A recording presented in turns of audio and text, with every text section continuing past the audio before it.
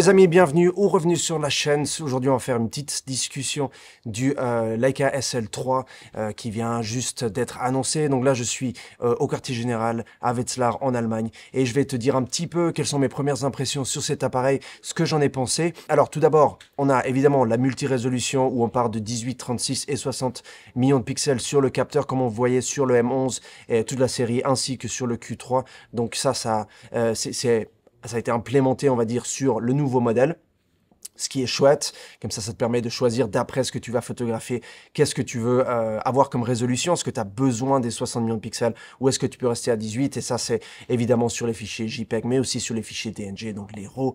Donc ça, voilà, c'est un point qui je pense est très important dans l'évolution de la ligne de chez Leica, de leurs appareils photo. La prochaine chose qu'ils ont changé, c'est que on retrouve un boîtier qui est un petit peu plus fin, un petit peu plus petit. On est à peu près à un demi-centimètre en largeur et environ 3 mm pour la hauteur. Donc c'est pas une énorme différence. Il est un poil plus léger. Ça dépend vraiment du type d'objectif que tu vas utiliser. Si tu vas mettre je sais pas, un 90 à 280, évidemment, tu vas pas remarquer une grosse différence. Après, si tu mets un objectif comme j'ai ici, un petit objectif Leica M, évidemment, ça risque de faire une différence un petit peu plus conséquente. Une autre chose, un autre point que j'ai beaucoup apprécié, c'est le bouton qu'on a ici qui te permet de mettre l'appareil photo en stand-by. Donc, quand tu es en train de photographier, ce qui va se passer, c'est que ton appareil va se mettre automatiquement en stand-by quand tu fais pas de photos. Et pour un photographe de mariage, comme moi, ça va te permettre en fait de ne pas te soucier qu'il soit allumé ou éteint et qu'il soit toujours prêt pour toi quand on a besoin.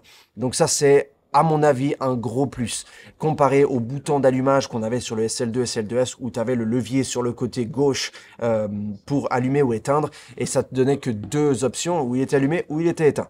Ça peut sonner bête, mais à mon avis, c'est essentiel de pouvoir être prêt lorsque tu vas photographier, surtout dans un événement ou dans un mariage, ou même en studio, quand tu as un modèle, tu veux te mettre en stand-by et tu es prêt.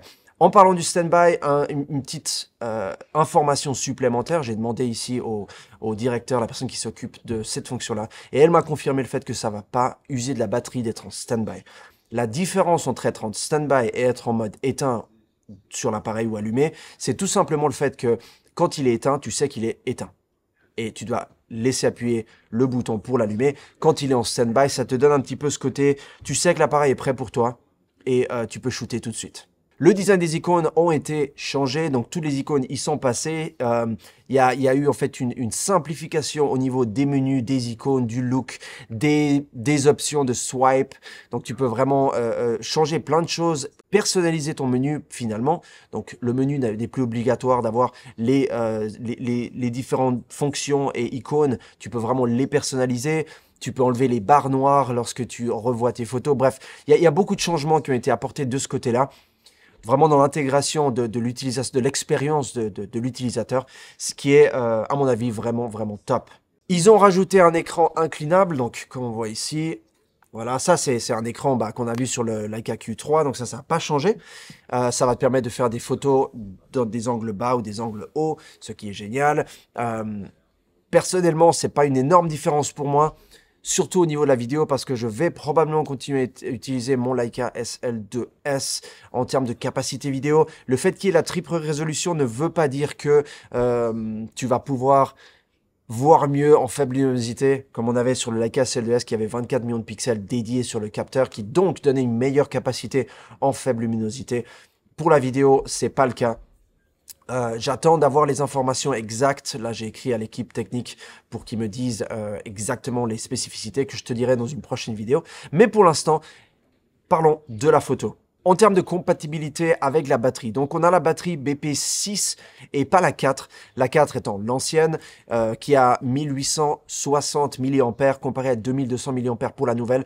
Elle est compatible avec le SL3, mais tu ne pourras pas l'utiliser pour filmer plus qu'en mode HD lorsque tu fais de la vidéo. Et certaines fonctions de photo rafale ne seront pas compatibles avec l'ancienne batterie qui n'a pas assez de jus ou assez de puissance pour pouvoir alimenter ce genre de fonction. Un petit détail important que je tiens à te dire parce que c'est l'une des premières choses que j'ai remarqué quand je l'ai pris en main, c'est le fait que le bouton de stand-by, de mise en veille, s'éteint Donc, quand tu appuies dessus, tu vois qu'il y a une petite lumière LED blanche qui s'allume. Et lorsque tu regardes dans ton EVF, ce qui va se passer, c'est que la lumière va s'éteindre à la détection de ton œil. Donc, ça ne va pas te déranger pour faire les photos. C'est un détail qui, pour moi, est important. C'est un détail, mais c'est les détails qui font la différence en tant que photographe quand tu vas shooter. Donc, c'est un point, je pense, important qu'il faut que je te dise. Je te donnerai plus d'informations plus tard dans une vidéo un peu plus complète, plus approfondie, lorsque j'aurai la possibilité d'avoir l'appareil photo pendant quelques semaines, je pourrai l'utiliser sur des shoots. Mais en attendant, tu as déjà les infos de base du quartier général du release ici à Wetzlar en Allemagne. Je te retrouve dans ma prochaine vidéo. Abonne-toi pour ne pas rater la vidéo approfondie et prends soin. Ciao.